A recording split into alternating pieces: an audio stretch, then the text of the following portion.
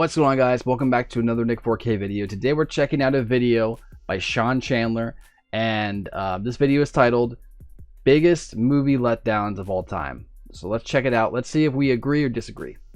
Let's see what we got. There's not much worse than a disappointing sequel. You loved the original film, you're so excited for the next entry, and then it lets you down. Well, today we're looking at 10 of the biggest movie letdowns of all time.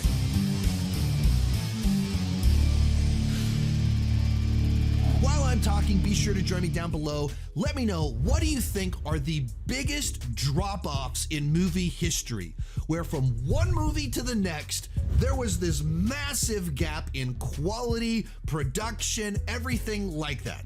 As I go into this, I'm not including direct-to-video sequels because I don't think that's really fair, because you're quite literally talking about the every Disney sequel, or every Disney animated sequel from like the early 2000s, for sure. That had comparable huge budgets, usually the same cast, sometimes equally acclaimed directors, and they went off the rails. Okay, so before we get too deep, I'm gonna tell you what's on top of my brain right now.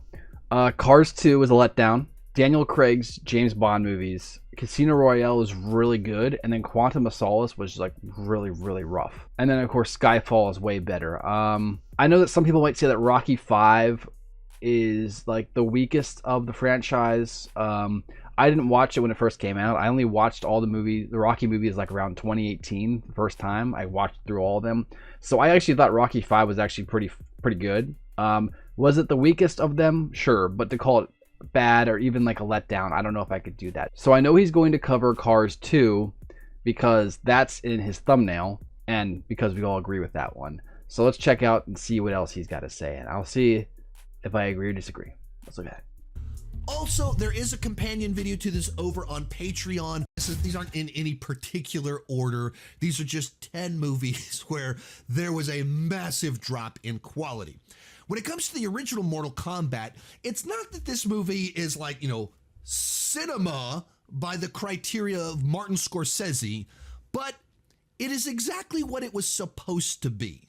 That in the middle of the initial Mortal Kombat boom, they decided to make a movie that everyone could go see. As someone that was 13 years old when that movie came out, I greatly appreciate the fact that they made it PG-13. They stuck to the primary characters. It was about the tournament. It basically stuck to the lore. And while it wasn't R-rated and it didn't have the gore that the franchise was known for and has become even more known for, it was true to what you wanted. And it was a big hit. And so I remember this movie, as a kid, I remember it being pretty brutal. Like, even though it was, like he said, it's only a PG movie, I remember it still being relatively brutal for a lot of different shots. I might be wrong, haven't watched in a long time, but I remember thinking like, wow, this is pretty rough for my age. Now, of course, when I watched it, I was probably like 6, right? So I would have watched it on like TV when it was on. But I remember it being like, wow, this is for kids, but this is pretty brutal. For decades, a lot of people still considered it the best or one of the best video game movies of all time. It was followed up with Mortal Kombat Annihilation, a movie that somehow got every single thing wrong. Where I don't remember this one. Beloved characters in the opening sequence, the visual effects were atrocious. There were actors that wouldn't return, so they got recast, and every single time it felt like a downgrade. The plot was nonsensical. They brought in a number of actors that gave some of the worst line readings of all time. You're alive. Too bad you die. And that's a classic. What was something really simple, tournament fighter with Mortal Kombat characters, and somehow botched that, turned it into this total mess that no one was happy with, and thus somehow they did Mortal Kombat wrong. Next, A Good Day to Die Hard. Now, amongst Die Hard fans, there is a lot of debate about when this franchise exactly went over the cliff. But for me, the first 4 are all solid, enjoyable films. The original, of course, is very easily, arguably, the best action movie of all time. The third movie, Die Hard with a Vengeance, is a great sequel. Die Hard 2 is a good sequel, maybe a little bit too safe, but a good film. And then even Die Hard 4.0, Live Free or Die Hard, I think is an enjoyable film that maybe was flawed and maybe a little bit too generic for the franchise and lost some of its roots. But on its own terms, it's a movie that I only enjoy. I only enjoy the film when I watch it.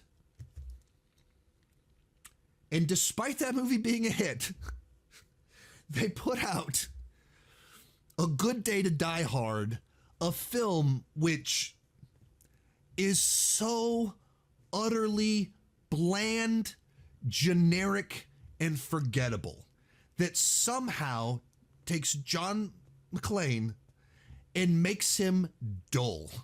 Partners him up with his son, who's played by Jai Courtney, who kind of turned into an actor infamous for being the guy thrown into all these franchises and always feeling miscast. Yeah, the thing is, Jai Courtney, he did great as Varro in Spartacus, and that really launched his career like into the future. And unfortunately, like every time he landed on a new platform, the platform would break.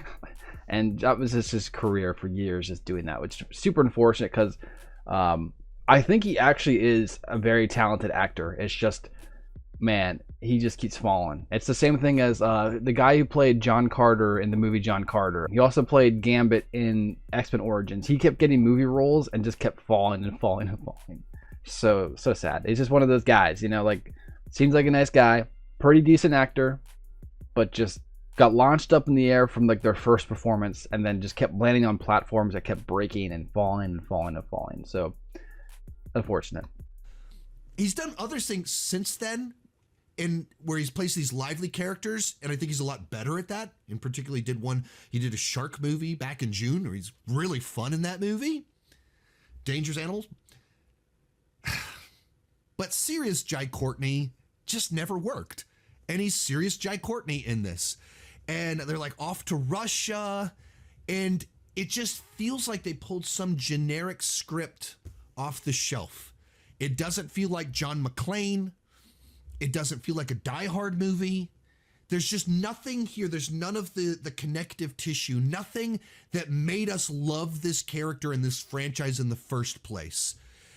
It's from a director and screenwriter that just have totally blah, generic resumes of doing Hollywood work, but nothing that pops, stands out, that's like, that's their thing that they're great at.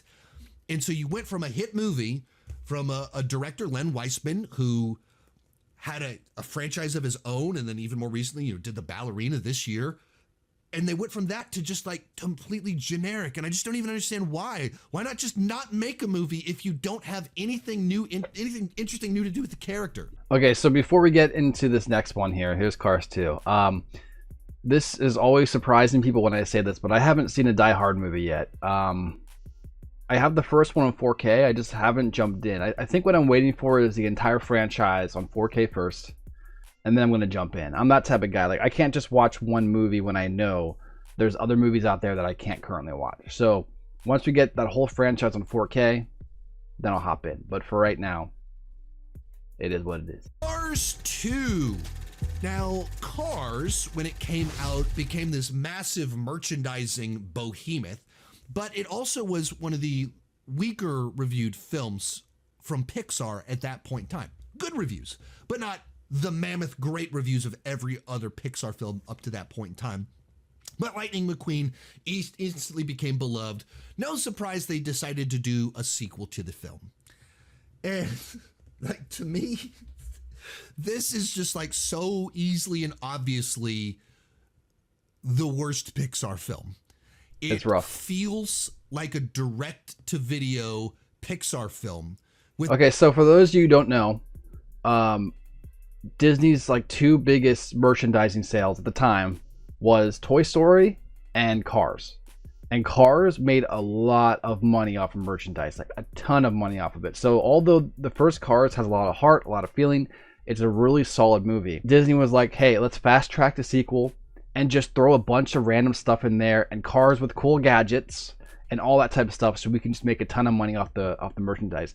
And by the way, although Cars 2 is considered one of the worst movies of Pixar's ever done, merchandising wise is like the highest ever sold. So it's one of those things where the first Cars had great intentions behind it, but because of how much money Disney made off of it, they fast tracked the sequel, and that's why there's all these extra like characters and cars and spy cars and all that stuff. Like there's a reason why there's all these extra gadgets and extra things in this movie, because of that reason, because they were trying to sell and sell and sell. So if you don't know, now you know.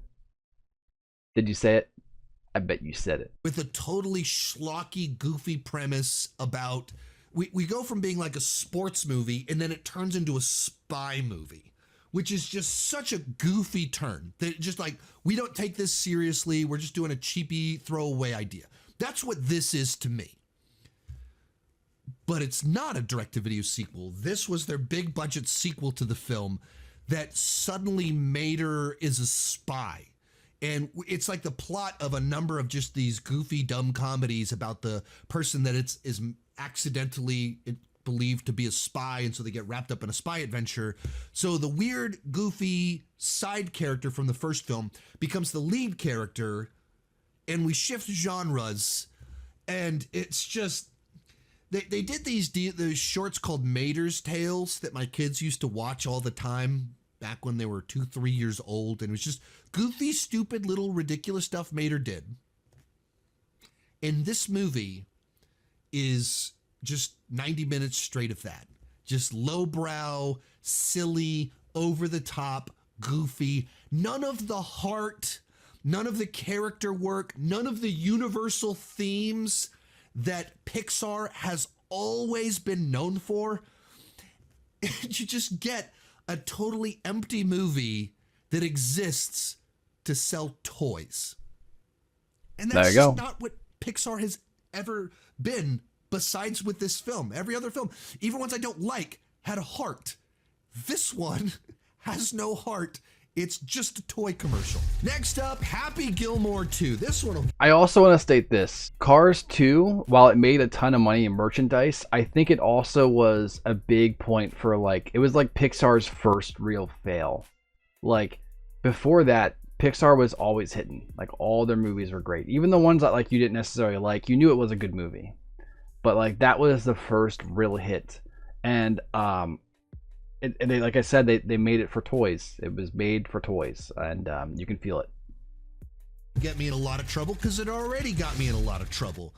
But Happy Gilmore is one of my favorite Adam Sandler films. It's probably the Adam Sandler film we watch the most in my house.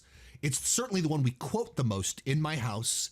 When they said they were doing a sequel, I was very nervous because long delayed sequels or sequels that come out many years later don't have the best track record because comedy's kind of timely. And because Adam Sandler's comedies the last 15 years on Netflix, I don't think are nearly as good as his films from before. And what do we get? We get a movie that in the first 5 minutes, they kill off a character and make Happy Gilmore depressed, drunk Gilmore. And just right there, I was like, oh my goodness, did you just kill the movie? Yeah, I was surprised they did that too. Did you just like throw a wet blanket on top of this whole thing and just kill all of its energy and fun? And yeah, they did. You know, they tried to use that as to give him a little bit of an arc or a journey to how would he come back around and back into the sport? But it's just such a nasty way to do it. Keep in mind, my dad drank himself to death, and I've been to rehab myself for alcohol treatment. So this, when done right, could really resonate with me and be something I went, wow, that was a really powerful story about overcoming one's demons and struggles. Interesting. That's not what this was. This is a movie that couldn't decide if hiding alcohol is a symptom of a broken person or a great punchline to a joke. Okay, to be fair, the hiding alcohol jokes were probably the best jokes in the entire movie. Like, those just always got me because they just come out of nowhere. So I get it.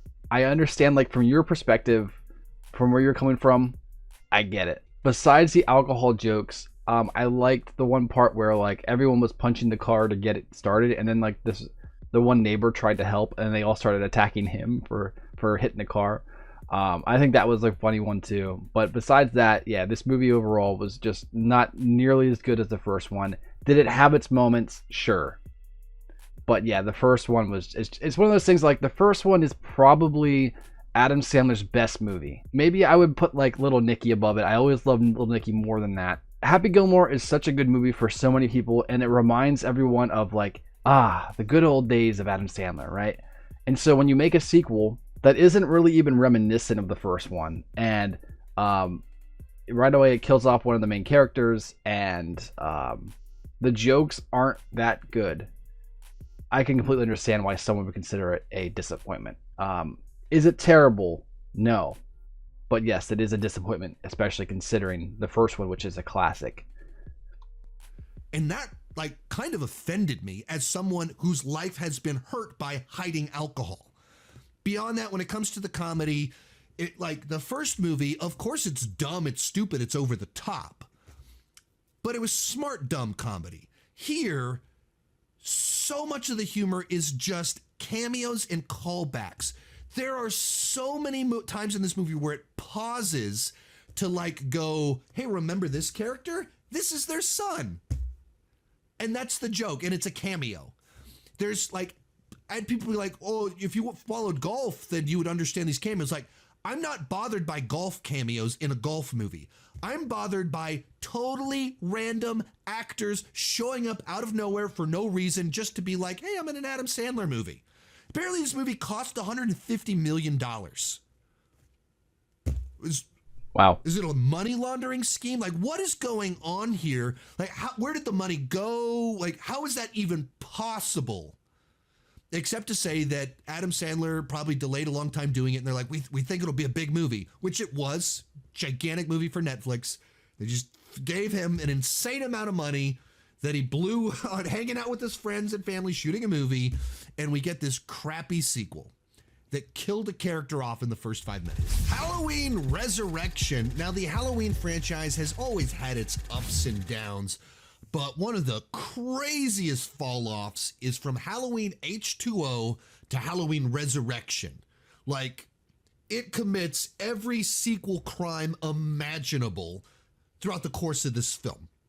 Where Halloween H2O was the 20th anniversary sequel to the Halloween franchise.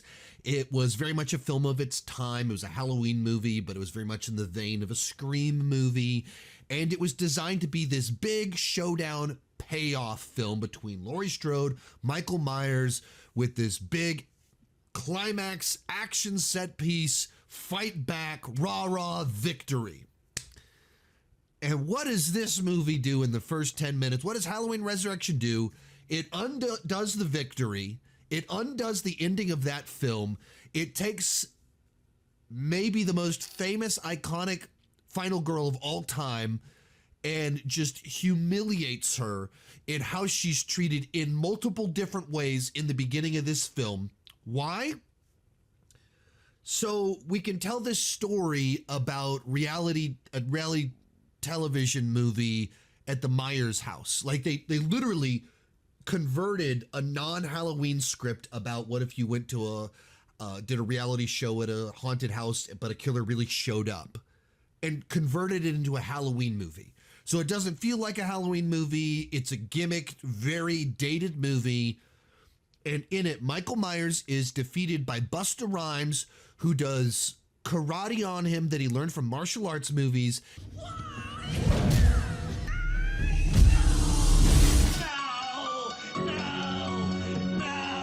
And by Michael Myers being electrocuted in the balls. Stop it! Stop it! Stop it!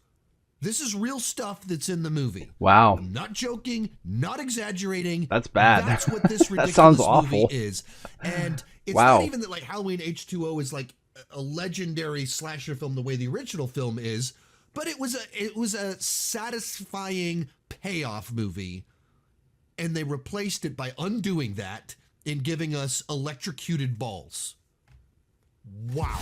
Number 5, Star. Okay, another thing you guys might not know about me. I've never seen any of the Halloween movies. I mean, maybe when I was like a kid I did, but when it comes to like horror movies or like slasher movies, when the villain is unkillable or like invincible, I just check out. Like I'm just not interested at all. But when it's like one of those things where like the killer is human, can be killed, I'm more interested in. But when it's like the invincible, I'm walking slow and you're full out sprinting and I still catch up to you type of, no, that's not my type of thing. I know a lot of people love those movies, so I don't mean to attack them. That's not what I'm trying to say. I'm not interested in them. That's just me. Star Trek V, The Final Frontier. Now, one of the great film trilogies of all time is Star Trek 2 through 4. Sometimes it gets overlooked because it doesn't start with Star Trek 1. It starts with Star Trek 2, and it tracks this real specific story about the Enterprise, about Spock, and it's concluded with Star Trek 4 and a new Enterprise emerging, and each movie is different. And Star Trek 4 was a fish out of water comedy that went on to become the biggest Star Trek film of all time until decades later when, you know, ticket and price inflation and blockbuster budgets and J.J. Abrams came along. But it was easily the highest grossing Star Trek movie of that point in time that like everybody went to go see it. Just a real fun, lighthearted comedy. So coming off this commercial high for Star Trek, Saint William Shatner. Got a picture of me with him right here. Keep it next to my desk. Love William Shatner. But of the things I love about him being a director is not one of them. Saint William Shatner was hired to direct Star Trek V. Leonard Nimoy, Spock, had directed Star Trek 3 and 4. So then Shatner leveraged all of this to be able to direct Star Trek V. And he had these big ideas that he, you know, wanted to do, you know, let's do Star Trek and What If You Found God, but it turned out it was actually the devil. So he had all of these philosophical, theological ideas that he wanted to explore that when done with excellence, maybe would be great Star Trek. I don't know that because Star Trek is true sci-fi and with the worldview of Star Trek, I don't know if you really can go into the theological category with it, but maybe there was something good that could have been there. But that's just so not the movie that we got for a variety of reasons of he's not a great director. The script that they got was not the best script that we've gotten in the history of Star Trek. And then they weren't able to get the ILM team to do the VFX. And there were all this kind of budget issues that went on. And they even some stuff in the third act, there was supposed to be these big rock monsters for this big showdown that they come out of the ground. And it was just all of his allusions to literature, and then they went to go make it, and they were supposed to have like an army of rock monsters, and they only had one, and it looked terrible, and so they had to cut that and come up with an alternative plan at the last minute. So it's just one of these movies that from beginning to end, everything about it was just kind of a bad idea, and the execution turned out pretty bad too. There actually are some saving graces in here, and Kevin Feige himself has praised elements of Star Trek V and said that there's things from Star Trek V that he tries to include in every Marvel movie, and you hear it and you go, that actually makes a lot of sense. Were we having a good time? God, I liked him better before he died. All right. But the movie as a whole is such an enormous disappointment and fall off in quality from what they pulled off with Star Trek 2 through 4, which is just a fantastic trilogy. Next up, I haven't seen those movies either. 3. I have them. I just I've haven't said watched this them many yet. times before that this is like the movie I hate the most on the earth. It's not the worst movie. It's not that it's devoid of positive traits, but it's the movie that irritates me the most, that mashes on my toes the most. And it's specifically because the drop-off and the way that it has a drop-off. Alien and Aliens are two of my favorite movies of all time. Aliens in particular is a top 10 movie of all time for me. And this movie commits one of the biggest sequel sins that you can commit, which is to undo the victory of the previous film at the start of your film without having a story to tell or without having anything thematically interesting in what you're doing there. Aliens ends with Ripley telling Newt that she can sleep and not have nightmares. She's safe. That is literally the final line, the final note of Aliens. She goes to bed. Spoiler alert, spoiler warning, she dies in her sleep right after Ripley said that. Or maybe years passed, but as for her consciousness, The last moment is Ripley telling her something, and it was false. All the work that Ripley did to save her in the back half of Aliens was pointless because she died anyway.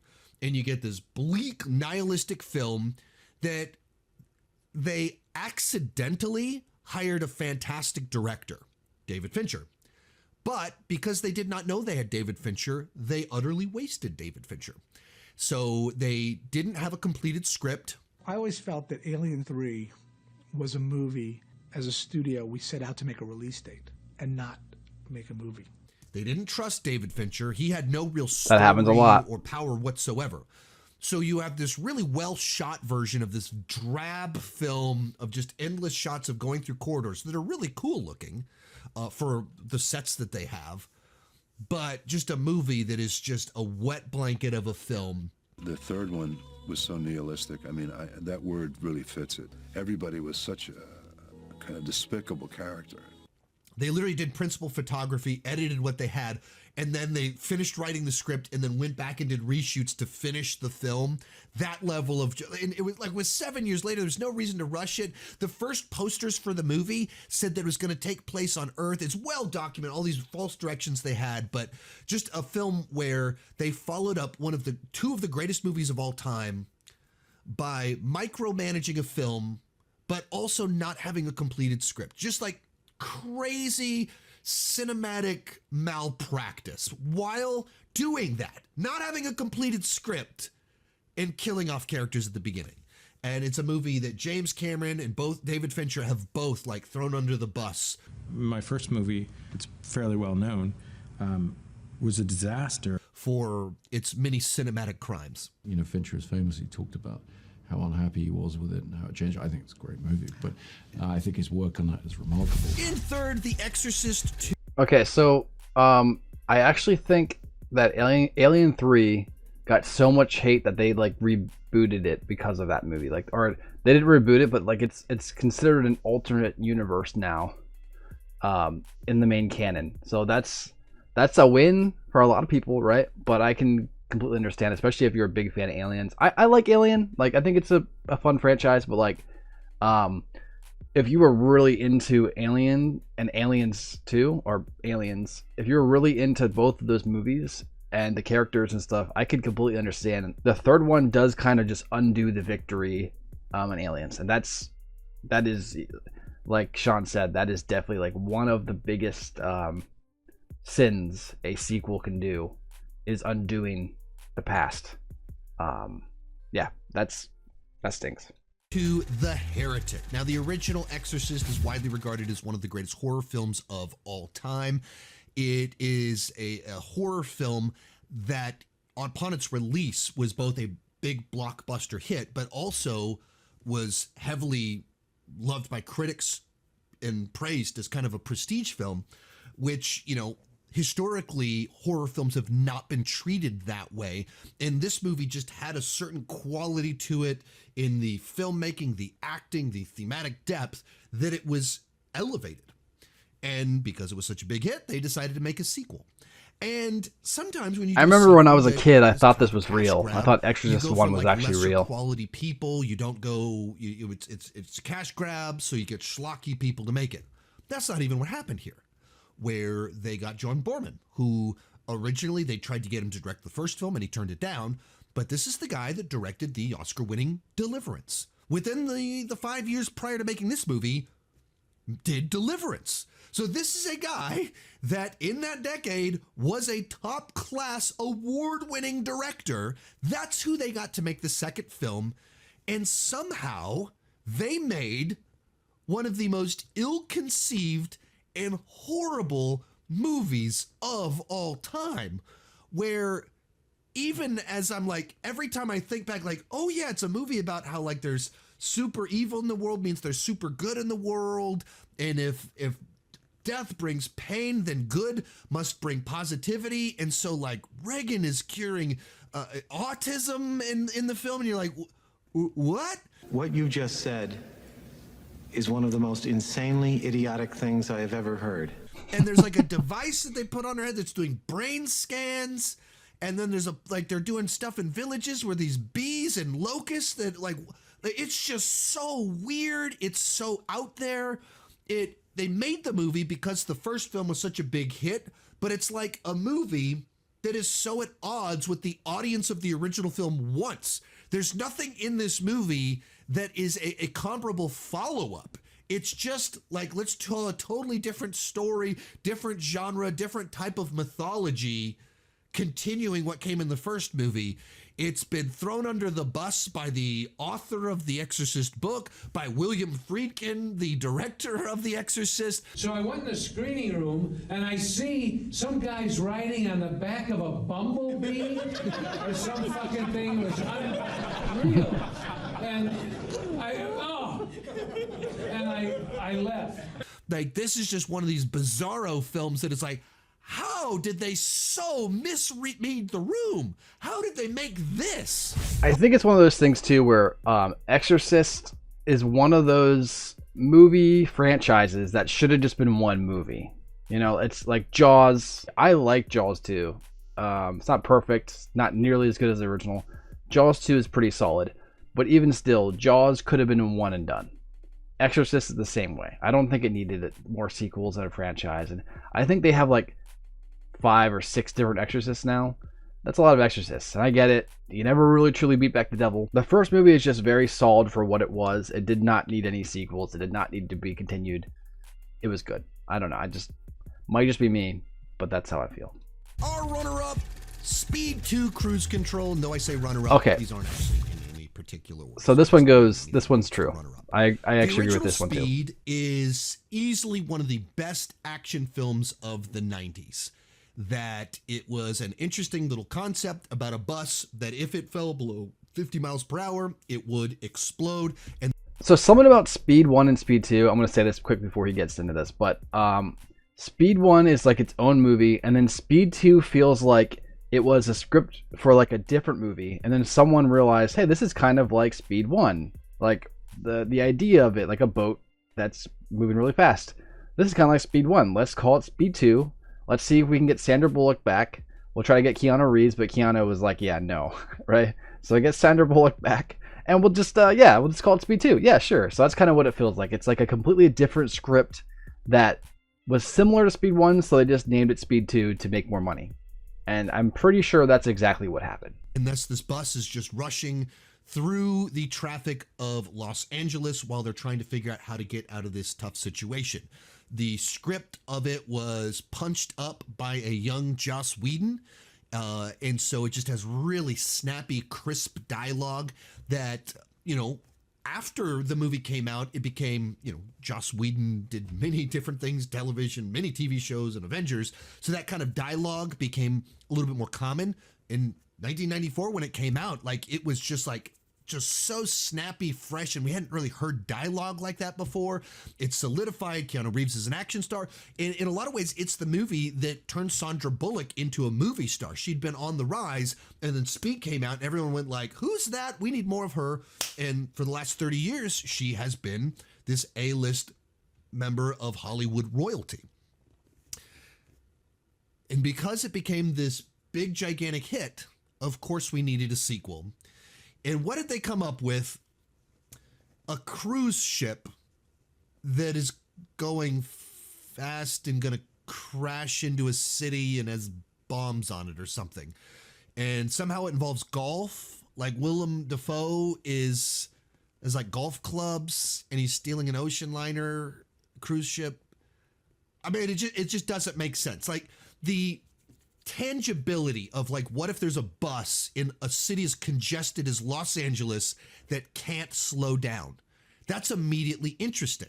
And it's like, you feel that every little bit of that. There's so many things that would cause it to slow down, but it's something that like someone could get on it, but you get like how would you get off? Like there's all this stuff that kind of makes it like relatable, like connected.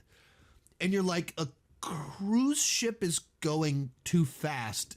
It doesn't add up because a cruise ship's going too fast is water, crazy. and so the idea of like how quickly you're going by things when there's nothing around you, it just doesn't translate. The concept doesn't inherently work, and the nature of the action, like it It's just Willem Dafoe on this boat, and so you're just trying to concoct the most ridiculous schemes to have action sequences in it. So Keanu Reeves read the script and he went, no, I'm not doing this. So they basically trade out his character for a totally generic follow-up guy that's not his character, but just like his character. Nothing in this movie works. No, there's not a, like, they even crash a gigantic cruise ship into a city, and not even that is memorable. It's just a completely forgettable film that the only thing that's memorable is that it exists as this. Why did they make that? Who thought a cruise ship in the middle of the ocean going fast would create suspense and tension comparable to a bus filled with normal people in LA that can't slow down? They're just like, it's just crazy levels of like, that doesn't make sense. But coming in at number one, like I said, it's one of those things where it was definitely a different script for a different movie, and one of the producers said, hey, this could be Speed 2, we'll make more money if we call it Speed 2. And that's exactly what happened. Folie à Deux, or however that is pronounced, one of the most insane sequels ever made. The first Joker made $1 billion. Highest grossing R-rated movie of all time until Deadpool and Wolverine came out this last year. And Todd Phillips had everybody at Warner Brothers backing up to his house with truckloads of money, saying, you can do whatever you want. We're just going to give you more and more money. So he made a $200 million sequel to Joker that was basically him giving middle fingers to Warner Brothers, to fans of the original film, to DC Comics. Like, it was like the biggest FU movie of all time. There's something about that is like, puts a smile on my face that, wow, that guy does not care. That guy has got one big gigantic pair of balls. But he took his movie about the Joker and then was like, no, it's not about the Joker, and it never was. He takes his movie that is a Martin Scorsese, King of Comedy, Taxi Driver, and like rehash with a DC skin on it, and does a sequel that's a courtroom musical. Like, just so wild, so crazy, so intentionally antagonistic towards everyone. A movie that, like, it goes, all right, yeah, you guys, this is what you want. This is what you think this is. I'm going to give you the craziest opposite of that. It's wild. It's actively trying to make it onto this list. That was its purpose. There's no other interpretations of it. Like, now you can talk about, like, there are some think pieces about what Todd Phillips was doing and how he was commenting on how the fans of the original film misinterpreted and took it in wrong direction. So that's what this movie is all about. And everyone was saying what that movie was about. So then this is a movie about everyone telling Arthur, like, I understand there's think piece, all that stuff. But when you're trying to, like, you are making a sequel to $1 billion film, and you give middle fingers to your fans and to DC fans and the studio that gave you money, that's wild. And that's what this movie is. It just crazy levels of just audacity in every single choice made in this movie. And like the sort of film where you're like, how did you even spend $200 million on it? The whole film is at an insane asylum or in a courtroom. That's it. There's like one scene of them running down the street. That's it. Where did the money go? They're like literally like burning money just to like as one more way to give middle fingers to Warner Brothers for insisting they do a sequel. So without question, the wildest one on this list because it was designed to be on this list, Joker Folie à Deux. What do you think are the biggest... Okay, so this is my hot take for this video. I think Joker Folie à Deux is better than the original. I think the original was a very solid film. But the second one, maybe it's like he mentioned, because it is just a big middle finger to everybody. Maybe that's why I kind of dig it. I just really like that second one. I just think it's really fun. and it does not care if you like it. I just dig it. I dig it. I love that idea. And even like the subtitle of the movie is called Joker Folly of a Do, which is like the fall of two. And so it's not only like a, you know, talking about the fall of Joker and Harley, but it's also talking about the fall of the sequel of the movie it is. It's just so good. I like it. That might just be my opinion. I'll probably get some hate for that. Not only do I think it's good, it's better than the original. But what do you guys think? Did you agree with this list? Did you not agree with this list? Are there any ones he missed? Let us know in the comments below. Make sure to like, subscribe, turn notifications for more videos. If you want to check out any more of my videos, they're right here on screen. Go ahead and click those links. Thanks again for watching. I'll catch you later. Peace.